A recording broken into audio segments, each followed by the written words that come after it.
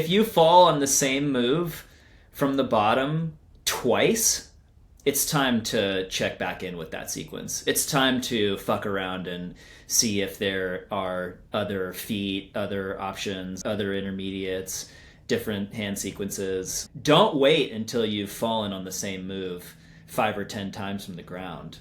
I mean, my philosophy is there's just always better beta.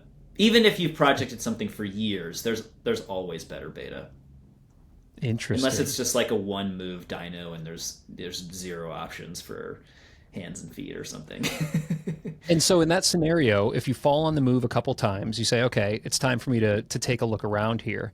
Are you first taking a look at that move itself and trying to find other beta, or is it potentially better beta that you need to find between the ground and that move so you can arrive at that move with a little bit more energy?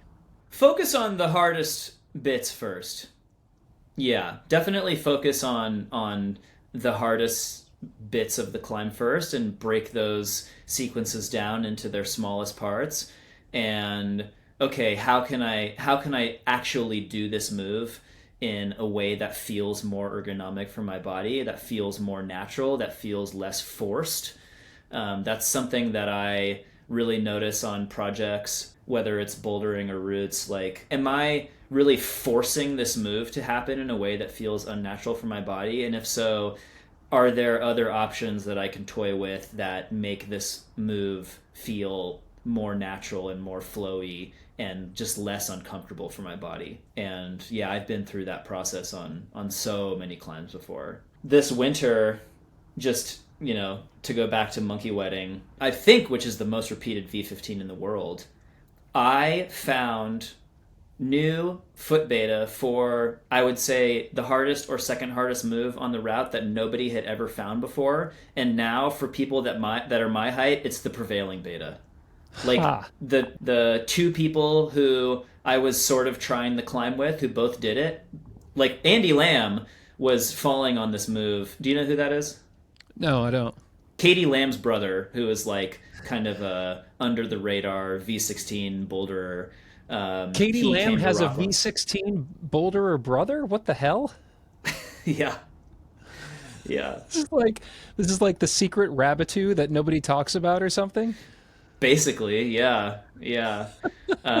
He's insanely good and it's insanely strong, especially on like crimpy, fingery boulders. So fucking good. But he's good on a variety of styles. But he was in Rocklands. He wanted to do monkey wedding, and he tried it for a couple of sessions. And he was giving bottom rips, and he was falling on this move to this left hand pinch.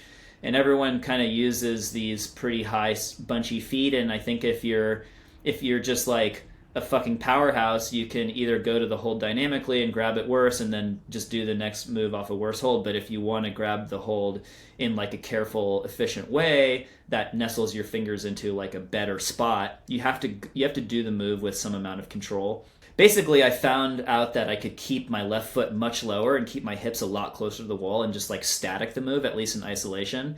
And our friend Paul Nadler was there. He watched me, figure out this new foot beta. A few days later, he was watching Andy try the problem. Andy was falling on the move with the sort of standard high scrunchy foot beta. He was like, "Hey, Ethan found this like lower foot beta. You might want to try it." Did the move once. Oh wow, it's a lot easier that way. Did it his next try from the bottom, Wow. and that was it for monkey wedding. There's always better beta. I feel like this could be a bumper sticker. This could be like an income stream for you, Ethan. There's always better beta. I know I should figure out how to monetize that. Or just sell your beta. Like you're like the beta solver. Everybody was doing monkey wedding wrong and now you're anybody who uses your foot sequence owes you a royalty. I haven't thought about the royalty foot sequence on Monkey Wedding, but I have thought about making a career by like finding better beta on people's projects for them. That's so good. Beta Just coach. yeah, just One eight rolling hundred with one eight your hundred beta coach. It's too many yes. too many digits. Oh my gosh, dude, that's so great. Hey, I just want to take a quick second in this video here to tell you about the sponsor, which is Rungni. You guys all know Rungni. It's Magnus Mitbo's company. Why do I love Rungni? Well, I love all of the chalk products that they make. I climb in a lot of hot gyms and out on humid rock here where I'm at in Kentucky, and they're mag juiced and they're mag dust, like I'm using right here with Emil Abrahamson. It is just the best stuff around. The right chalk makes a huge difference. If you know, you know, right? Like if you've tried some bad chalk and some good chalk, you know about the difference that it makes on rock. And if you care about your performance like I do, I highly suggest that you at least try mag dust just once.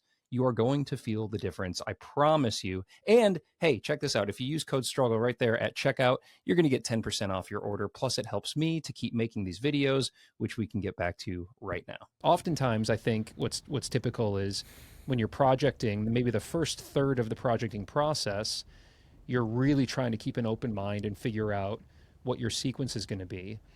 But then at some point, you kind of have to decide on something, it feels like, correct me if I'm wrong, and then start making goes. And so then how do you knock yourself out of, I've decided this is my beta, to, okay, I'm going to go back to the drawing board? I don't think you necessarily have to go back to the drawing board, but I think just, okay, I've fallen on the same move two, three, four times from the bottom. Clearly, this is my crux right now. How can I make this move easier? You Mm. know, it's not that hard of a formula. And I think that most really high level sport climbers who don't have a huge margin on the stuff that they're projecting will tell you that looking for new beta on the hard parts of a route is just what you do until the end.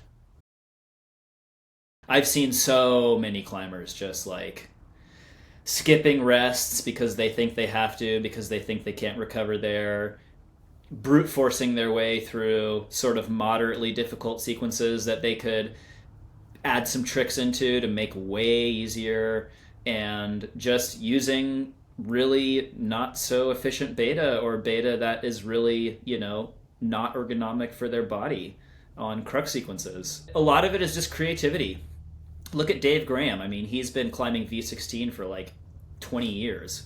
And a lot of it is just because he's a very creative person. He thinks outside the box. And he has this formula, just like making sequences feel more efficient, learning how to relax his way through moves. I'm someone, and I think maybe also Dave is someone who really takes like a sport climber's eye to bouldering, where we are trying to make every move on the boulder feel as efficient and sort of relaxing and restful as possible until the very hardest move, basically. Mm. I'm really lucky that my sort of foundational years in climbing were spent sport climbing and like really pushing my limits sport climbing, because it sort of showed me really acutely what I was capable of physically when I was climbing really relaxed and focused. Hey, if you like this video, check out these here because they are banger, and also subscribe to the channel because I put out a fresh video every single week with one of the best rock climbers in the world. Let's go.